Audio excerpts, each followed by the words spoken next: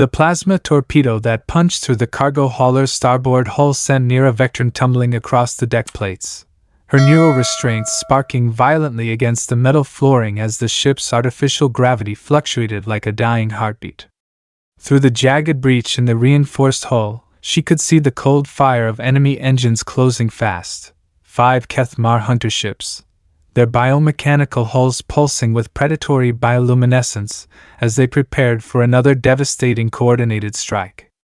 The slavers had found them, just as she'd feared they would from the moment she'd been dragged aboard this vessel in chains and terror. Blood from a deep gash across her blue skin temple mixed with the violet strands of her hair as she struggled desperately against the restraint cables that bound her to the cargo bulkhead. The neural inhibitors sent cascading waves of pure agony through her nervous system with each movement, but she forced herself to keep fighting against them. Better to die in defiance than to be taken alive by the Qeth'mar flesh merchants and their unspeakable appetites. She'd heard the whispered stories in the mining camps, what they did to prisoners, especially young Therian females like herself with their prized azure skin and rare genetic markers that made them valuable commodities in the Galactic slave markets. "All crew to battle stations immediately!" The voice that boomed through the ship's communication system carried the harsh, uncompromising authority of someone who'd survived far too many battles in the void's most dangerous and lawless sectors. "Jettison all non-essential cargo and prepare for maximum emergency evasive maneuvers." Captain Axel Ravencrest, her future husband, according to the blood-sealed contract her father had signed in desperation 3 weeks ago. She'd expected a monster when the Terran Industrial Syndicate's representatives had come to collect their payment. The stories her people told of humans painted them as savage conquerors who showed no mercy to the worlds they claimed, who treated other species like livestock to be bred, harvested, and consumed. Instead, when she'd been brought aboard the freighter Shadowhawk 6 days ago, shackled and barely conscious from the neural suppressants, he'd immediately ordered her restraints loosened and given her actual quarters instead of throwing her into the cargo hold like a piece of property. "The neural cables are strictly forbidden by galactic law in neutral space," he'd said simply, his scarred hands surprisingly gentle as he'd personally helped her to the ship's well-equipped medical bay. "No sentient being should be forced to endure that kind of systematic torture."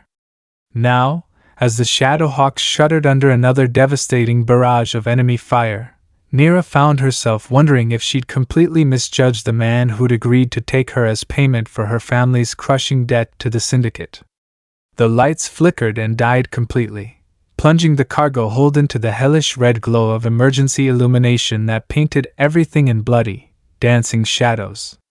Through the deck plating beneath her, she could feel the deep, bone-rattling thrum of the ship's fusion engines straining far beyond their designed safety parameters.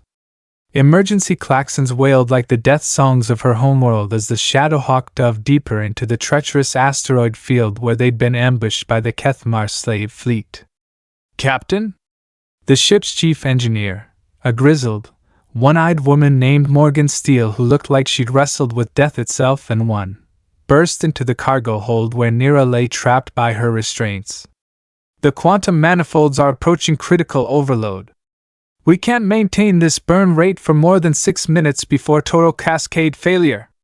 Ravencrest's voice crackled over the comm system, distorted by electromagnetic interference from the nearby iron-rich asteroids.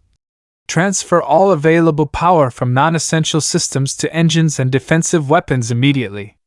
Switch to minimum emergency life support protocols." The effect was immediate and terrifying. The air grew thin and bitterly cold within seconds, each breath becoming a visible cloud of mist. Nira watched her exhalations freeze in the rapidly cooling atmosphere as the ship's environmental systems shut down completely to feed power to more critical functions. Around her, she could hear the distinctive, rising whine of the Shadowhawk's rail cannons spinning up for another desperate volley against their pursuers. This crew had faced death before, she realized with growing respect and admiration. Everyone knew their role perfectly, moved with practiced, lethal efficiency even as destruction closed in around them from all sides. A brilliant flash through the nearest porthole announced the destruction of one of the Qeth'mar ships, apparently a direct hit on their primary fusion reactor.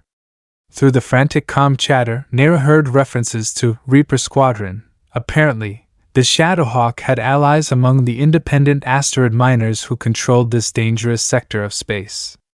But even as hope flared briefly in her chest, she saw 4 more hunter ships emerging from the shadow of a massive, slowly rotating asteroid, their organic weapons already charging for another coordinated assault. "Miss Vectran." Ravencrest's voice came from directly behind her, calm and steady despite the chaos raging around them. She twisted awkwardly against her restraints to see him crouched beside her, his dark eyes alert and focused despite the blood streaming from a fresh cut across his weathered forehead. His face bore the hard-earned scars and lines of someone who'd spent decades in the Outer Rim territories, where only the strong, the clever, and the utterly ruthless survived to see another sunrise. "I need to ask you something extremely important." She managed to nod, not trusting her voice with the neural inhibitor still sending periodic jolts of pure agony through her system every few seconds. "Can you fight?" The question hit her like a physical blow, completely unexpected in its directness. What do you mean?" "The Qeth'mar will attempt to board us within the next few minutes. They always prefer live specimens to corpses, much better profit margins in the slave markets of the Outer Rim." His expression hardened, and for a moment she glimpsed the experienced soldier he must have been before becoming a traitor. "I won't let that happen to anyone on my ship, but especially not to you. If you're going to survive out here in the real galaxy, you need to know how to protect yourself when words and diplomacy inevitably fail." Before she could formulate any kind of coherent response, proximity alarms began shrieking throughout the ship like banshees announcing the apocalypse. Through the porthole, Nira watched boarding pods launching from the nearest hunter ship, grotesque, organic-looking cylinders that pulsed with the same sickening bioluminescent patterns as their parent vessel. The Qeth'mar were coming to claim their prize. Ravencrest produced a massive combat knife from his belt, not some high-tech energy weapon or molecular blade, but honest, reliable steel honed to a perfect razor edge and worn smooth by years of use. "This belonged to my drill sergeant in the 4th Colonial War," he said, pressing the weapon into her hands with surprising reverence. "Sergeant Maria Santos taught me that sometimes the simplest tools are the most reliable when everything else fails and you're fighting for your life." He worked quickly and efficiently to disable her neural restraints, his fingers dancing over the control nodes with the practiced skill of someone who dealt with such devices many times before. As the inhibitors powered down with a soft electronic whine, feeling flooded back into her limbs, along with shooting pain from the cuts and bruises she'd accumulated during the initial ambush and capture. "Stay close to me at all times," Ravencrest continued, helping her carefully to her feet and checking to make sure she could stand without assistance. "When they breach the hull, remember this above all else: they're faster than us, stronger than us in direct physical combat, but they're not smarter. Intelligence and adaptability are our only real advantages out here. Use them." The first boarding pod struck the ship's hull with a sound like thunder splitting the heavens. Immediately, Nira could hear the high-pitched, ear-splitting scream of molecular cutters eating through the reinforced hull plating somewhere deeper in the ship's bowels. The Qeth'mar were coming through the outer cargo holds, trying to trap the crew in the central sections where they'd have no room to maneuver or retreat. Ravencrest led her through corridors she'd barely glimpsed during her brief, traumatic time aboard the Shadowhawk Dash. The ship was significantly larger than she'd realized, with multiple decks connected by a complex maze of maintenance shafts and emergency passages that spoke of serious military design principles. As they moved through the twisting passages, crew members rushed past them carrying weapons and emergency equipment. No one questioned her presence or demanded she hide in some protected area. They simply accepted that she was part of the team now, another fighter in their desperate struggle for survival. "Bridge to all stations," came the crisp, professional voice of the ship's first officer, a cool-headed draconian named Commander Zara Nightfall. We have confirmed hull breaches on decks 3, 5, and 7. All non-combat personnel report to central refuge stations immediately. Like hell, Ravencrest muttered under his breath, checking the power charge on his military-grade pulse rifle with practiced motions. Morgan, take Miss Vectran to the armored compartment in Section 12 and… No. The word came out stronger and more defiant than Nira had expected, surprising all three of them. Both humans turned to stare at her in obvious shock. I want to fight these bastards. Ravencrest studied her face carefully, searching for any sign of fear, uncertainty, or false bravado. This isn't some mining dispute or trade negotiation gone wrong. The Qeth'mar don't take prisoners unless they plan to breed them, dissect them for scientific study, or eat them alive. Usually all three, in that exact order. Then I'll make damn sure they don't take me. She hefted the combat knife, testing its weight and balance with the careful attention her father had taught her when handling mining tools. My people aren't natural warriors, but we're survivors. We've had to be for the past 4 centuries of syndicate occupation and exploitation. A slow, predatory smile spread across Ravencrest's weathered features. Outstanding. But you follow my lead without question, understand? I've been killing things in dark places longer than you've been breathing. What followed was the most terrifying and exhilarating 2 hours of Nira's entire life. The Qeth'mar came through the hull like living nightmares torn from the deepest pits of hell, 8-limbed creatures with chitinous exoskeletons that gleamed with an oily, rainbow sheen and mandibles that could shear through reinforced steel like tissue paper. Their compound eyes tracked movement with the deadly precision of apex predators, and they moved through the ship's corridors with the fluid, hypnotic grace of creatures born to hunt, kill, and feed. But Ravencrest fought them like a force of nature unleashed from cosmic chains. He moved through the cramped passages with brutal, devastating efficiency, using every corner, every doorway, every piece of equipment as either a weapon or a shield. When his pulse rifle finally ran dry after cutting down 4 attackers in rapid succession, he switched seamlessly to a plasma cutter from an emergency repair kit. When that weapon overheated from continuous use, he resorted to his bare hands and whatever improvised weapons he could tear from the ship's structure. Nira watched in growing amazement and grudging admiration as this human, this supposed conqueror of worlds and enslaver of peoples, threw himself between her and certain death again and again without a moment's hesitation or consideration for his own safety.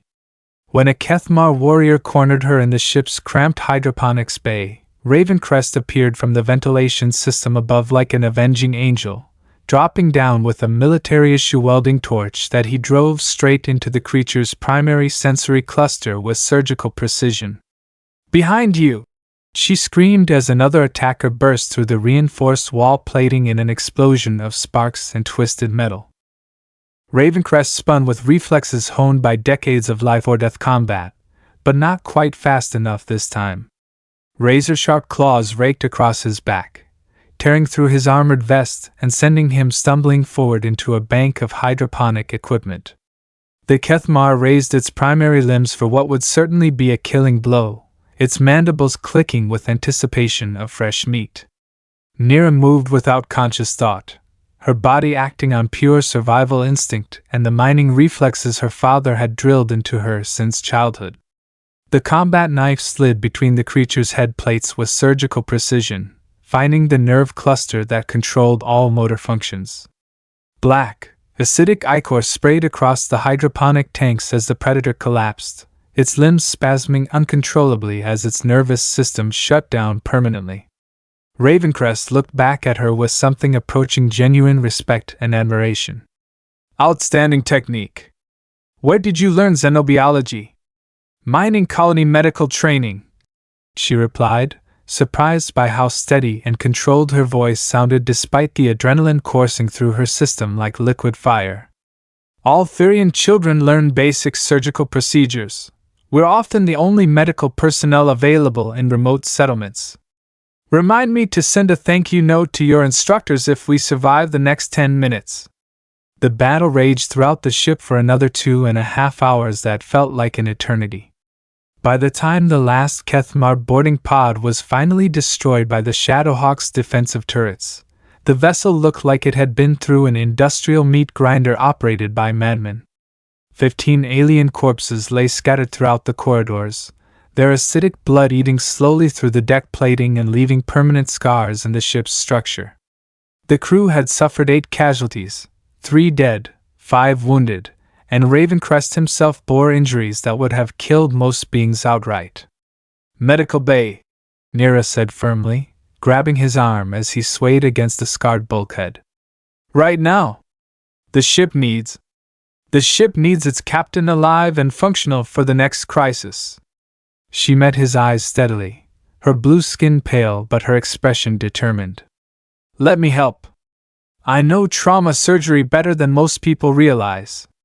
"You're not my personal nurse," he said, but there was no real strength behind the protest. "No," she agreed with a slight smile that transformed her entire face. "I'm your partner."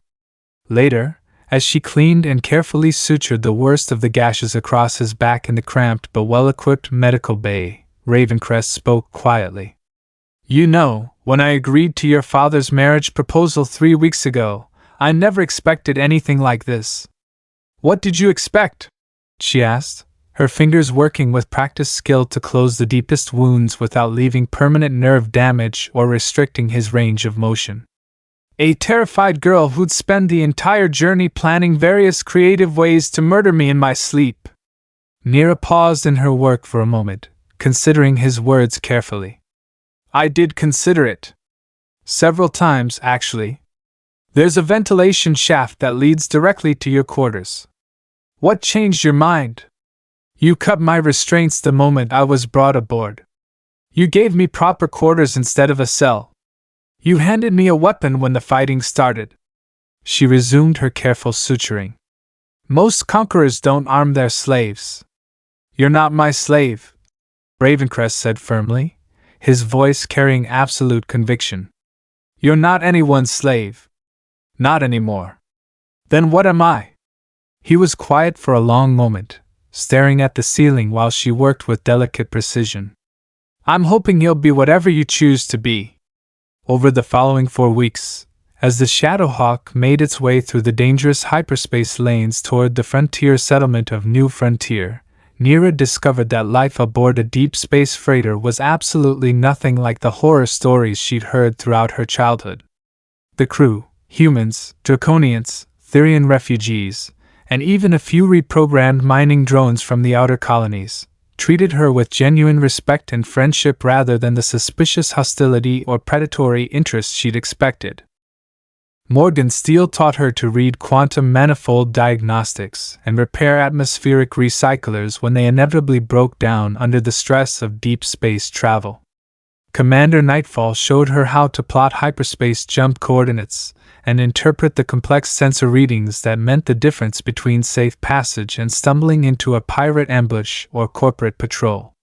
The ship's chief medical officer, an elderly human named Doc Harrison, was absolutely delighted to have someone with real surgical training to assist him in the cramped but surprisingly well-equipped medical bay. Even the ship's cook, a massive draconian named Thunder who looked like he could wrestle a battle mech to the ground with his bare hands, appreciated having help in the galley and someone who understood proper nutrition for different species. But it was Ravencrest who truly fascinated her more with each passing day. Every evening, she found him on the observation deck, staring out at the infinite star field with the expression of someone carrying far too many ghosts from a violent and complicated past. When she finally worked up the courage to join him during these quiet vigils, he told her stories of the colonial wars, of entire worlds reduced to radioactive ash by corporate greed, of the constant, grinding struggle just to maintain any semblance of civilization and basic human decency in the face of chaos and systematic exploitation. "Why choose this life?" she asked one night as they watched a red giant star slowly swelling toward its inevitable death throes millions of kilometers away. "You could have stayed on Terra Prime, taken a comfortable position with the syndicate bureaucracy, lived in luxury. Because out here, you're judged by what you do and who you choose to protect, not what your bloodline or credit rating says about your supposed worth. Nira studied his profile in the starlight, noting the way the scars on his face seemed to tell their own story of battles fought and prices paid for principles. What did you do before becoming a traitor? I was a soldier. A killer. He was quiet for a long moment, his hands clasped firmly behind his back in an old military posture she was beginning to recognize. I followed orders that led to good people dying for bad reasons. Eventually, I decided I'd had enough of that particular career path. So you became a traitor. I became free. There's a significant difference between the two states of being. Their conversation was interrupted by the ship's communication system crackling to life with urgent static. Morgan's voice carried unmistakable urgency. Captain, we're receiving multiple wideband distress signals. Emergency broadcasts from the Kepler system. Ravencrest was on his feet instantly, his relaxed demeanor vanishing like smoke in a solar wind. What's the content of the transmissions? Colony worlds under coordinated attack, sir. Zarathi slave fleets, moving in massive force. They're hitting every inhabited planet in the entire sector simultaneously.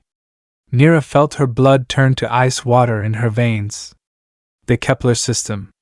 Her homeworld of Kepler Prime was there, along with her family and everyone she'd ever known or cared about. Plot an intercept course, Ravencrest ordered without the slightest hesitation. Maximum possible burn. Captain. Commander Nightfall protested over the comm, her voice carefully controlled. That's 8 days off our planned route. The cargo contracts can wait indefinitely. No one gets left behind on my watch. Ravencrest looked directly at Nira, and she saw something in his dark eyes that made her chest feel tight and warm. Determination. Compassion. The absolute, unshakable certainty that he would risk everything, his ship, his crew, his life, to protect people he'd never met, simply because it was the right thing to do. Thank you, she whispered, her voice barely audible above the ship's engine noise. Don't thank me yet, he replied grimly. The Zarathi don't take prisoners for any reason except experimentation. If we're going to save anyone, we'll have to go through their entire battle fleet. They arrived at Kepler Prime to find the planet burning like a fallen star against the darkness of space. Zarathi harvest ships, massive vessels that resembled mechanical spiders the size of small moons, hung in orbit like vultures waiting for carrion, their cargo holds already filled with stolen resources and enslaved populations. The orbital defense platforms had been reduced to drifting clouds of wreckage, their twisted metal frameworks bearing mute testimony to the overwhelming firepower of the slave fleet. There, Nira pointed with a trembling finger to a cluster of habitat domes on the planet's northern continent. The Vectran mining complex. My family's there, or was there. The Shadowhawk dove through the planet's atmosphere like a meteor of vengeance, its hull glowing cherry red from atmospheric friction. Ravencrest had armed every weapon the ship possessed, and he used them without hesitation or mercy against the Zarathi harvesters. Plasma torpedoes and railgun slugs lit the planet's sky like deadly fireworks as enemy ships fell burning into the atmosphere, their death screams echoing across the calm frequencies. But when they finally reached the mining complex, they found only devastation that defied description. The habitat domes had been cracked open like eggs, their contents spilled across the rocky ground in a scene from humanity's worst nightmares. Bodies lay scattered among the debris, miners, administrators, children who never had a chance to run or hide when the killers came from the stars. Nira knelt beside her father's corpse, her violet hair falling across her face like a veil as she tried to process what she was seeing. He'd been executed by plasma rifle fire, along with her younger brother Dex and her aunt Mira. The family that had sold her to pay their debts was gone, murdered by the same forces they'd hoped their sacrifice would somehow protect them from. I'm sorry, Ravencrest said softly, his hand gentle and warm on her shoulder. You warned them, she replied, her voice eerily calm and controlled. "When you first took me aboard, you sent an encrypted message telling them the Zarathi were moving into this sector in force. I did. I hoped they'd evacuate to the inner colonies where the Syndicate fleet could protect them." She stood slowly, her blue skin seeming to shimmer with barely contained fury that made the air around her feel electric. "They didn't listen. They thought the Syndicate's protection agreements would keep them safe from everything." Ravencrest said nothing. He'd seen this scene before, on too many worlds, colonists who trusted in distant authorities right up until the moment those authorities abandoned them to die alone and afraid. "The slavers," Nira said, her voice like winter steel scraping across stone. "Where do they take the survivors they capture?" "Nira." "Where?" He sighed, recognizing the look in her eyes because he'd worn the same expression after his first unit had been butchered by corporate security forces protecting illegal mining operations. "The Zarathi processing centers. Asteroid facilities in the outer reach. But those are fortress installations with defenses that could stop an entire battle fleet. Even if we could somehow get close. Then we get close. You're talking about a suicide mission with almost no chance of success. I'm talking about justice. And about making sure this never happens to anyone else's family." Ravencrest studied her face for a long moment, seeing something there that reminded him of his younger self. The burning need to fight back against an unjust universe, regardless of the personal cost. Finally, he nodded slowly. "All right. But we do this smart. No glory charges, no heroic sacrifices that accomplish nothing. We go in quiet, hit them harder than they expect, and get out with as many people as we can carry. And if we can't carry them all, then we come back. As many times as it takes until the job is finished." The assault on Zarathi Processing Station Gamma 9 became the stuff of legend among frontier traders and would be remembered for generations. The Shadowhawk approached the massive asteroid fortress disguised as a damaged freighter requesting emergency repair services, a common enough sight in the lawless regions where predators and prey lived in constant, deadly balance. When the station's automated systems guided them into the primary docking bay, Ravencrest detonated carefully placed shaped charges throughout the ship's external hull, creating a controlled explosion that disabled the bay's security systems and opened a breach large enough for his assault team to pour through like an avenging tide. What followed was 10 hours of the most vicious, uncompromising fighting the sector had ever witnessed. Ravencrest and his crew moved through the station's corridors like an unstoppable force of nature, liberating prisoners and systematically destroying everything in their path. The Zarathi, cybernetic horrors that were part advanced machine, part living tissue, and entirely devoted to causing suffering, fought with mechanical precision and ruthless efficiency. But they couldn't match the desperate fury of beings fighting for their freedom and the freedom of others. It was Nira who led the final charge into the station's command center, her stolen Zarathi pulse weapon cutting through the facility's defenses like a scythe through ripe grain. She moved with deadly grace and surgical precision, her mining colony medical training allowing her to target the cybernetic implants that kept her enemies functional and coordinated.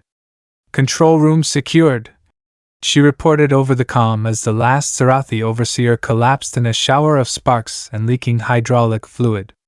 "I have access to the complete prisoner manifest." "How many?" Ravencrest asked as he fought his way through the processing levels several decks below. 531 from Kepler Prime. Another 1,800 from other colonies across the sector. Can you get them to the docking bays without triggering the self-destruct systems? Already working on it. Give me 5 more minutes. They saved over 2,300 prisoners that day, loading them aboard the Shadowhawk and 6 captured Zarathi transports that they'd managed to seize intact. Most were from the Kepler system, including several of Nira's childhood friends who stared at her in complete amazement as she herded them towards safety with calm, professional efficiency. "Nira?" Her old friend Kira Thornfield could barely speak through her exhaustion and trauma. "Is it really you?" We all thought you were dead when your father made that deal with the syndicate. Not dead, Nira replied, helping the injured woman toward one of the medical bays. Just learning to fight back against the bastards who think they own us. Who are these humans? Why are they helping us instead of enslaving us themselves? Nira looked across the cargo hold where Ravencrest was coordinating the complex evacuation, his uniform torn and bloody from the 10-hour assault. Because someone taught them that freedom is worth fighting for, no matter what the cost. But humans are the enemy. Everyone knows that.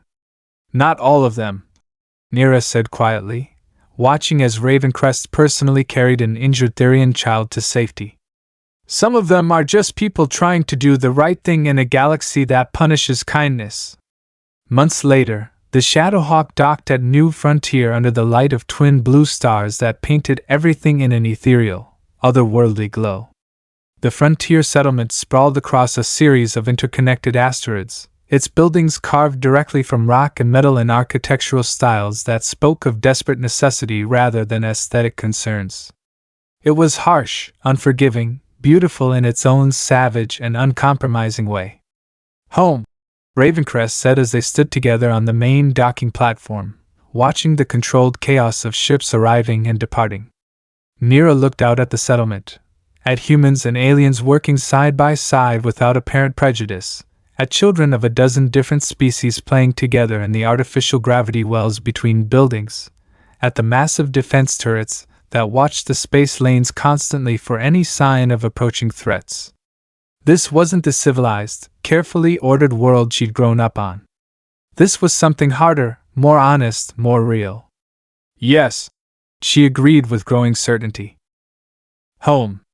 Their wedding was held in the settlement's central plaza 3 weeks later, officiated by the station administrator, an elderly draconian female who'd known Ravencrest since his early days as a discharged soldier trying to find his place in a universe that seemed determined to crush anyone with principles. No contracts were signed, no debts transferred or obligations imposed. Just two people choosing to face the universe together, surrounded by friends who'd learned through hard experience the true value of chosen family. You know, Ravencrest said as they watched the constant stream of ships coming and going through the station's central hub. When I first agreed to that marriage contract, I never expected anything like this. Nira smiled, her blue skin luminous under the artificial lighting that mimicked natural daylight. What did you expect? A frightened girl who'd spend the rest of her life hating me for the circumstances that brought us together. Instead, you got a warrior. I got a partner. I got someone who understands that real strength isn't about conquering others. It's about protecting the people you care about and standing up for what's right, even when it's dangerous. She leaned against his shoulder, watching a group of Therian refugees board a transport bound for one of the inner colonies where they could start their lives over in safety. Most of them were survivors from the processing stations, families that had been torn apart by corporate greed and alien predators but were now slowly rebuilding their shattered lives. The syndicate will come for us eventually. They don't like it when their property fights back and wins. Let them come. Ravencrest's arm tightened around her protectively. We'll be ready for whatever they bring. We? This whole sector. Everyone we've inspired. Everyone who's heard the story of Kepler Prime and what happened there. Nira smiled with fierce satisfaction. A story of what, exactly? How freedom isn't something you can buy or sell or trade away. It's something you have to fight for, every single day, against anyone who tries to take it from you. Above them, the stars burned cold and distant in the infinite void. But here, on this remote frontier station built from salvaged wreckage and stubborn determination, two beings from different worlds had found something worth defending with their lives. Not just love, but the fundamental right to choose their own destiny in a galaxy that seemed determined to deny that choice to anyone without power or wealth. But their story was far from over. In the months that followed, New Frontier would become a beacon of hope for refugees and freedom fighters throughout the Outer Rim territories. Ships would arrive daily carrying stories of other colonies that had thrown off their corporate overlords, other settlements that had chosen dangerous independence over safe slavery. The revolution that had begun with one woman's refusal to accept her fate was spreading across the galaxy like wildfire, burning away the foundations of an empire built on exploitation and fear. Word of their exploits reached the highest levels of the Terran Industrial Syndicate, and soon corporate fleets were mobilizing to crush the growing rebellion before it could spread to the valuable inner colonies. Battle-hardened mercenary companies were hired at enormous expense. Advanced weapons were deployed. The full weight of corporate power was brought to bear against a collection of mining colonies and frontier settlements that dared to dream of freedom. The first major battle took place in the Nexus system, where a syndicate task force attempted to retake the orbital shipyards that had declared independence 6 months earlier. The Shadowhawk led a ragtag fleet of converted freighters and mining vessels against 3 corporate dreadnoughts and their escort ships. Nira stood on the bridge beside her husband, no longer the terrified girl who'd been dragged away from her family in chains. She wore the uniform of a new Frontier Defense Force commander now, her violet hair bound back in a practical braid, her blue skin bearing new scars from a dozen battles. The combat knife Ravencrest had given her during their first fight hung at her side, a reminder of how far they'd both come. "All ships, this is Admiral Ravencrest," her husband broadcast to the fleet. "Remember, we're not just fighting for ourselves today. We're fighting for every being who's ever been treated like property, every family that's been torn apart by corporate greed. Show them what free people can accomplish when they stand together." The battle was fierce and desperate. The corporate ships had superior firepower and armor, but the rebel fleet had something more valuable. They were fighting for their homes, their families, their future. When the dust settled, 2 of the dreadnoughts were burning wrecks and the third was retreating towards Syndicate space. But victory came at a terrible price.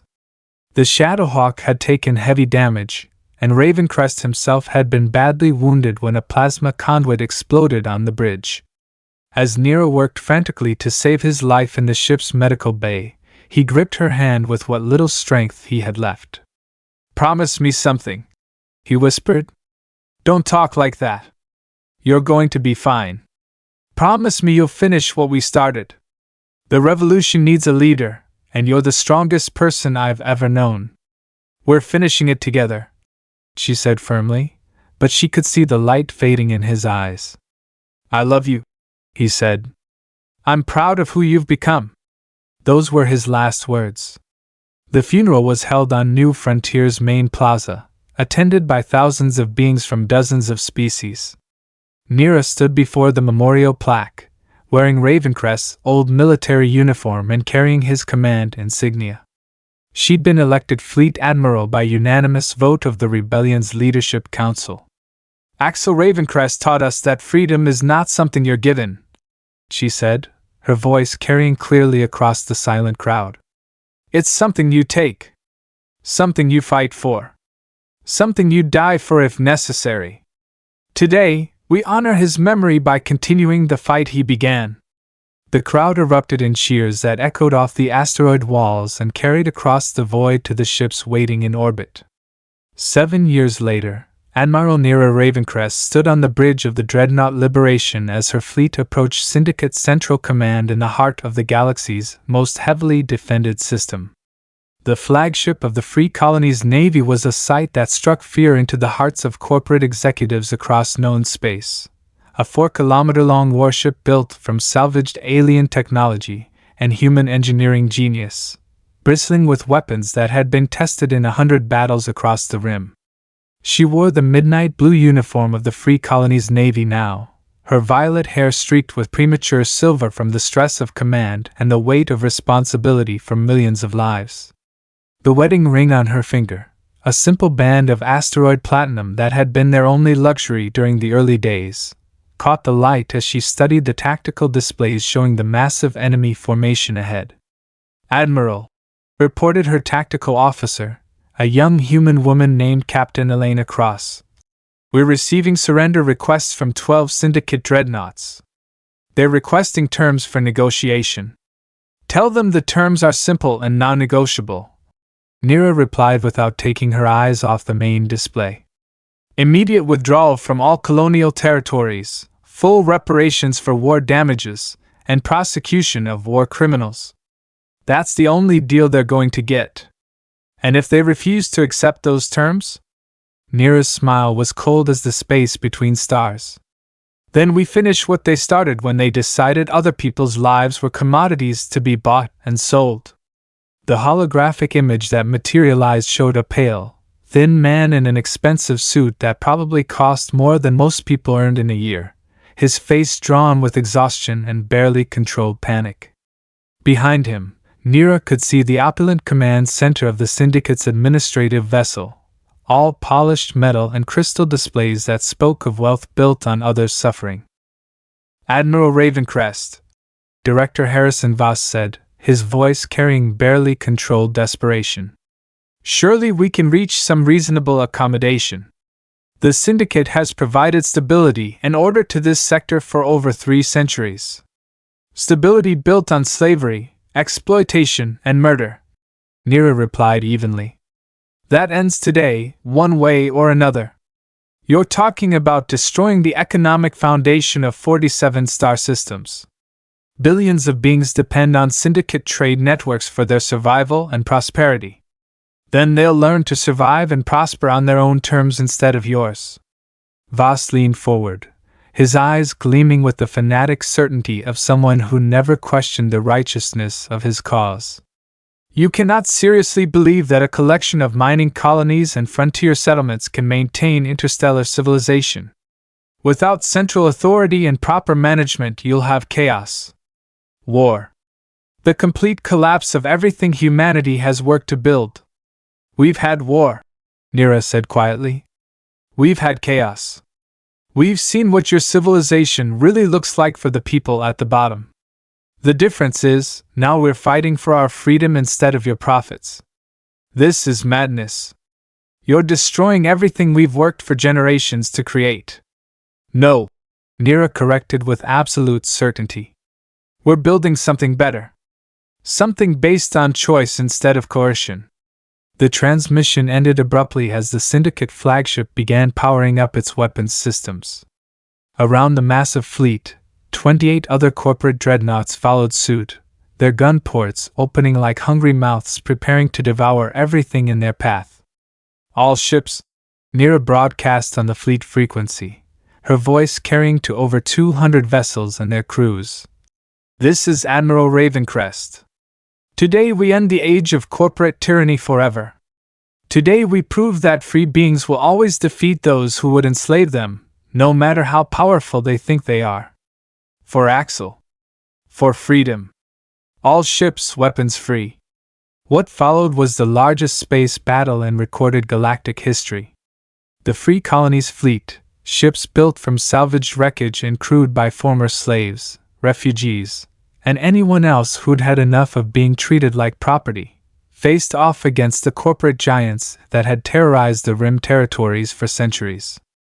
Plasma fire lit the void like deadly lightning as the two forces clashed among the moons of the capital system, each side fighting for a completely different vision of what the future should look like.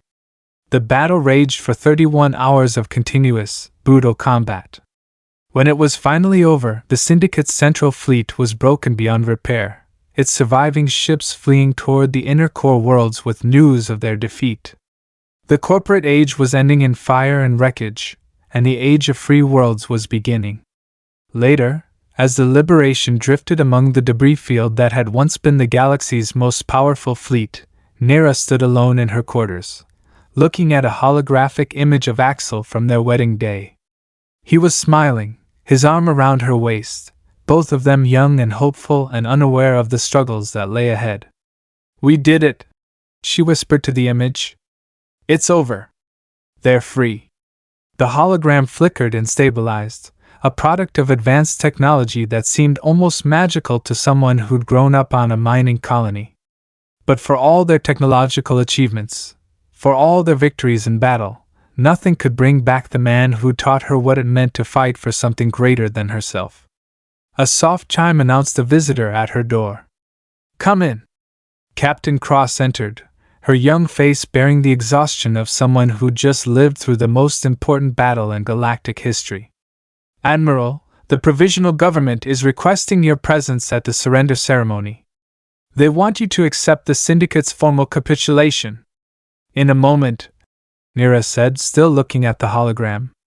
"Elena, do you ever wonder what would have happened if we'd lost?" "No, ma'am. We couldn't have lost. Not with what we were fighting for." Nira smiled, finally understanding what Axel had meant all those years ago when he told her that love was the strongest force in the universe. Not romantic love, though that was part of it, but the love that drove beings to sacrifice everything for others' freedom. The love that made slaves into warriors and warriors into liberators. "You're right," she said, finally turning away from the hologram. "Let's go accept their surrender." Outside the viewport, the stars wheeled in their ancient courses, indifferent to the struggles of the tiny beings who dared to dream of liberty among the infinite dark. But those beings had learned something profoundly important through blood and sacrifice: that freedom was not a gift to be granted by those in power, but a right to be seized by those brave enough to fight for it against any odds. The universe was vast and dangerous and often cruel beyond imagination. But it was also full of infinite possibilities for those who refused to be defined by others' expectations or limited by others' fears. And Nira Vectran, once a terrified girl sold to pay her father's debts, had learned to reach for every one of those possibilities with both hands and hold on to them no matter what tried to tear them away. Years would pass. The free colonies would grow into a confederation spanning hundreds of systems. New threats would emerge from the galactic core, and old enemies would return with improved weapons and renewed determination. But through it all, the story would be remembered and retold: how a slave became a liberator, how a traitor became a general, and how two souls found each other in the darkness between stars and used that love to light the way for millions of others. Love, they had discovered, was indeed the strongest force in the universe, not because it conquered through violence, but because it inspired others to become better than they ever imagined possible. And in a galaxy full of beings who had forgotten what it meant to be truly free, that was a lesson worth teaching, worth fighting for, and worth dying for if necessary.